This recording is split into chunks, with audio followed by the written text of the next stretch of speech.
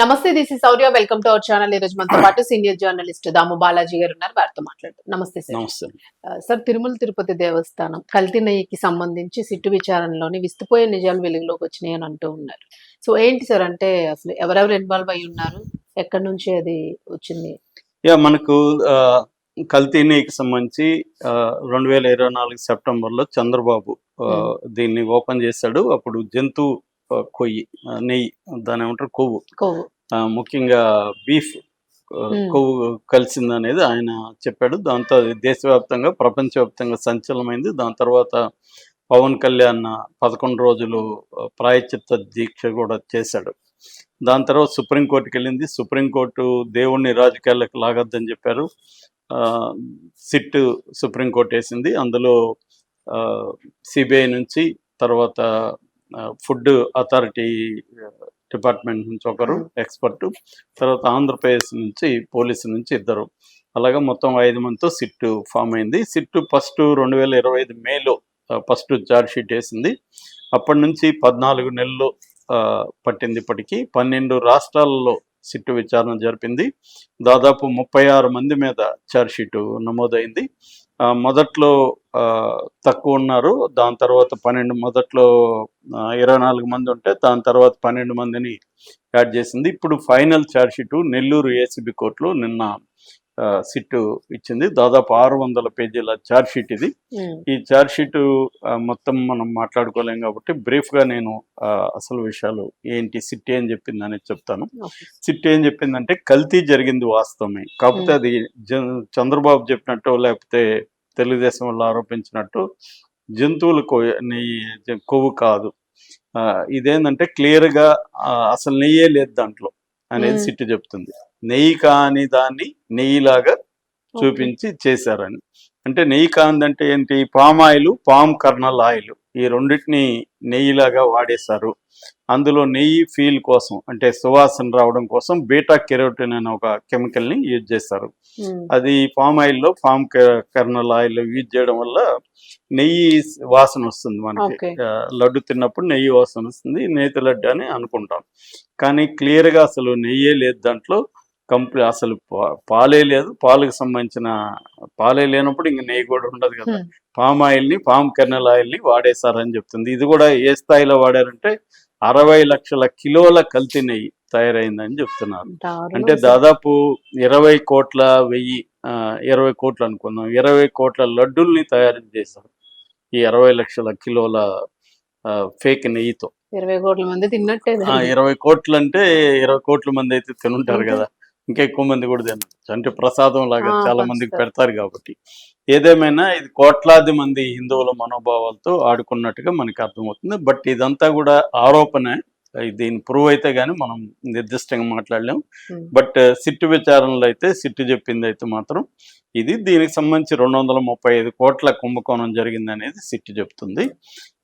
ఇది ఎప్పుడు జరిగింది? 2019 నుంచి 24 మధ్య వైసీపీ పరిపాలనలో వైవి సుబ్బారెడ్డి టీటీడీ బోర్డు చైర్మన్గా ఉన్నప్పుడు జరిగింది. ఇందులో టీటీడీ బోర్డు చైర్మన్ వైవి సుబ్బారెడ్డి, అతని పిఏ చిన్న అప్పన్న, తర్వాత టీటీడీ ఎంప్లాయీస్, తర్వాత అధికారులు, డైరీ సంస్థలు, మొత్తం వీళ్ళందరూ కూడా కుమ్మక్కయ్యారు. కుమ్మక్కైతేనే జరిగింది, ఏదో ఒకరు చేసే పని కాదు ఇది. అనేక మంది, ఎందుకంటే డైరీ మామూలుగా అయితే ఈ కొనుగోలు కమిటీ కూడా ఒకటి ఉంటుంది. ఆ కొనుగోలు కమిటీలో ప్రస్తుత మంత్రిగా ఉన్న కొలుసు పార్థసారథి ఉన్నాడు, అలాగే కోవూరి ఎమ్మెల్యే వేమిరెడ్డి ప్రశాంత్ ఉన్నారు. సో వీళ్ళందరినీ కూడా సిట్టు విచారించింది. విచారించిన తర్వాత సమగ్ర విచారణ, నేను ఇందాక చెప్పినట్టు 11 నెలల పాటు దీని మీద విచారణ జరిపిన తర్వాత ఇప్పుడు 600 పేజీల ఛార్జ్ షీట్ని ఏసీబీ కోర్టుకి సమర్పించింది. ఇక్కడ నుంచి ఏమవుతుందని చూడాలి. ఇది ఎందుకంటే సుప్రీంకోర్టు నియమించింది కాబట్టి ఫైనల్గా సుప్రీంకోర్టుకి సబ్మిట్ చేయాల్సిన అవసరం కూడా ఉంది. సో ఇది ఎలా జరిగింది అంటే, వీళ్ళు ముఖ్యంగా చిన్నప్పన్న దగ్గర స్టార్ట్ చేసినట్టుగా తెలుస్తుంది ఎంక్వైరీ. చిన్నప్పన్న అకౌంట్స్లో 4,69,00,000 2019 నుంచి 2024 వచ్చి చేరాయి. అందులో 4,60,00,000 69 లక్షల్లో 4,64,00,000 ఇమీడియట్ గా మళ్ళీ వివిధ అకౌంట్స్ కి వెళ్ళాయి. అంటే ఇది డబ్బులు కూడా ఏంటంటే మామూలుగా ఇప్పుడు నెయ్యి సప్లై చేసిన dairies AR dairy Dindigul Tamil Nadu, Vaishnavi dairy, Bhole Baba dairy, Malganga dairy, ఈ 4 డైరీస్ నుంచి వచ్చింది. ఈ 4 డైరీస్ కి ఒక కేజీకి 25 రూపాయల చొప్పున లంచాలు వచ్చాయి. ఈ లంచాల డబ్బుని హవాలా మార్గాల్లో, అంటే త్రూ బ్యాంకులు కాకుండా హవాలా మార్గాల్లో వీళ్ళకి చేరింది. సో ఇక్కడ ఈడీ కూడా ఎంటర్ అయ్యే అవకాశం ఉంది నెక్స్ట్ పేజీలో. ఇదంతా ప్రూవ్ అయితే, ఎందుకంటే ఈడీ పిఎంఎల్ఏ చట్టం, prevention of money laundering act కాబట్టి డర్టీ మనీని వైట్ మనీగా మార్చే ప్రాసెస్ ఎక్కడున్నా కూడా ఈడీ రంగంలోకి దిగుతుంది. సో ఈ చిన్నప్పన్న దగ్గర నుంచి పట్టుకొని వీళ్ళు చేశారు. దీనికి వైష్ణవి డైరీకి సంబంధించిన ఉత్తరాఖండ్లో కల్తీ జరిగిందని చెప్తున్నారు. ఇదంతా కూడా పొమెల్ జైన్ అండ్ విపిన్ జైన్ అని ఇద్దరిని అరెస్ట్ చేశారు. వీళ్ళు ఢిల్లీ, హర్యానా, రాజస్థాన్ నుంచి ఈ రసాయనిక పదార్థాలు తెప్పించి వీటిని కల్తీలో యూజ్ చేశారనేది చెప్తున్నారు. దీనికి సంబంధించి ఆల్రెడీ బొమ్మన కరుణాకర్ రెడ్డి, ఆయన కూడా ఇంతకుముందు అక్కడ పనిచేస్తాడు కాబట్టి చైర్మన్ గా, అట్లాగే ఈఓ ధర్మారెడ్డి ఎక్సెప్సియో మెంబర్గా ఉన్న టిటిడి బోర్డులో చెవిరెడ్డి భాస్కర్ రెడ్డి, వీళ్ళందరినీ కూడా తరవుగా సిట్టు విచారించింది. సో ఈ విచారణలో క్లియర్గా చెప్పింది ఏంటంటే ఈ మొత్తం ఇది కల్తీనే అనేది తేల్చింది. సో 36 మంది అక్యూజ్డ్ దీంట్లో ఉన్నారు. దీని మీద ఆల్రెడీ తెలుగుదేశం మీడియా ఆబ్వియస్ గా ఇచ్చేస్తుంది. ఈనాడు కూడా పాలేలేని పాపాల నెయ్యి అనే టైటిల్తో పెద్ద ఎత్తున రాసింది. బట్ ఇప్పుడు ఇది కోర్టులో తేలాల్సి ఉంది. ఎందుకంటే ఇది ఫస్ట్ ఈ ఆరోపణ వచ్చినప్పుడు వైవి సుబ్బారెడ్డి సుప్రీంకోర్టులో పిటిషన్ వేశాడు. ఇప్పుడు అది వైవి సుబ్బారెడ్డికే చుట్టుకుంది. సో అది కూడా సిట్, సిబిఐ ఆధ్వర్యంలో. ఒకవేళ చంద్రబాబు వేసిన సిట్ అనుకుంటే ఇది చంద్రబాబు మ్యానిపులేషన్ అని చెప్పొచ్చు. కానీ సిబిఐ కూడా ఉంది దీంట్లో. ఫుడ్ అథారిటీకి సంబంధించిన టెక్నీషియన్ ఉన్నారు. సో వీళ్ళందరూ క్లియర్ గా తేల్చిందైతే ఇది. వీళ్ళ వాంగ్మూలాలు ఇవన్నీ కూడా కలెక్ట్ చేశారు. సో ఆధారాలు కూడా క్షుణ్ణంగా పరిశీలించి ఆధారాలను కూడా కోర్టుకి సబ్మిట్ చేశారు. సో ఇప్పుడు కోర్టులో ఇది తేలాల్సి ఉంది. దీనికి సంబంధించి ఇప్పుడు వైవి సుబ్బారెడ్డిని వీళ్ళందరినీ కూడా అరెస్ట్ చేస్తారా లేదా అనేది ఇంకా మనం వెయిట్ చేసి చూడాలి.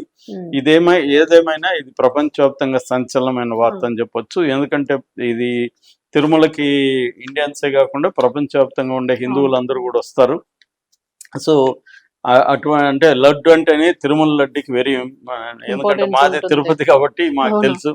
సో లడ్లు అక్కడ ప్రతి ఒక్కరు అడుగుతుంటారు తిరుపతికి వెళ్ళినప్పుడు ఒక లడ్డు తీసుకురమ్మని. సో అటువంటి పవిత్రంగా భావిస్తారు. ఓన్లీ టేస్టే కాకుండా టేస్ట్ లో కూడా ఒక యూనిక్ ఇది ఉంటుంది. అటువంటి ఒక యూనిక్ దాన్ని ఎవరు కూడా కాపీ కొట్టలేకపోయారు ఇప్పటి వరకు సిమిలర్ గా.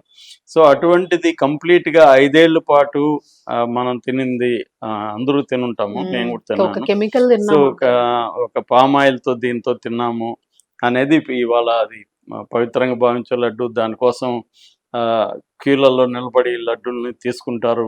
చాలా మంది బ్లాక్ లో కూడా లడ్డూలు దొరుకుతూ ఉంటాయి. అంటే చాలా సార్లు ఎవరికైనా కాకపట్టాలన్నా లడ్డులు తీసుకెళ్లి ఇవ్వడం అనేది జరుగుతూ ఉంటది. సో అటువంటిది ఇవాళ కల్తీ అయితే మనం ఇంట్లో చేసుకోవచ్చు కదా, లేకపోతే మనకు తెలిసిన షాప్ లో బెటర్ కదా, కరెక్ట్ గా నెయ్యితో ఇస్తారు. సో ఇంత దారుణంగా తిరుమల లాంటిది, పైగా దానికి ఏమన్నా ఆదాయం తక్కువ, వందల వేల కోట్లు వస్తూ ఉంటది, భక్తులు ఇస్తా ఉంటారు. అటువంటి దాంట్లో ఒక నీచంగా ఒక 235 కోట్లకి కక్కుర్తుబడి ఈ కోట్లాది మంది భక్తుల మనోభావాలతో ఆడుకున్నట్టయితే అయింది. కాకపోతే ఇది నిరూపితం అయ్యి శిక్ష పడుతుందా? ఎందుకంటే ఇది కేవలం పొలిటికల్ గా తెలుగుదేశానికి, బీజేపీకి, జనసేనకి మాత్రం ఉపయోగపడుతుందా? లేకపోతే ఎందుకంటే మన దేశంలో అనేక క్రైమ్స్ పొలిటికల్ గా వాడుకుంటారు తప్ప వాటిని కోర్టుల్లో ప్రూవ్ చేసి కల్పరేట్ శిక్షలు పడేది అనేది జరగదు. ఇప్పుడు రేపు వీళ్ళు వచ్చినాక మళ్ళీ మ్యానిపులేషన్ జరుగుతాయి. సో ఇప్పుడు జగన్ మీద అట్లా అనుకుంటే 12 ఏళ్ళుగా బెయిల్ మీద ఉన్నాడు. అట్లా ప్రతి రాజకీయ నాయకుడి మీద, అందరి మీద కేసులు ఉంటాయి. మళ్ళీ వాళ్ళ అధికారంలోకి వచ్చినప్పుడు కొన్ని కేసులను, స్టేట్ లో పెట్టిన కేసులను కొట్టేసుకుంటారు.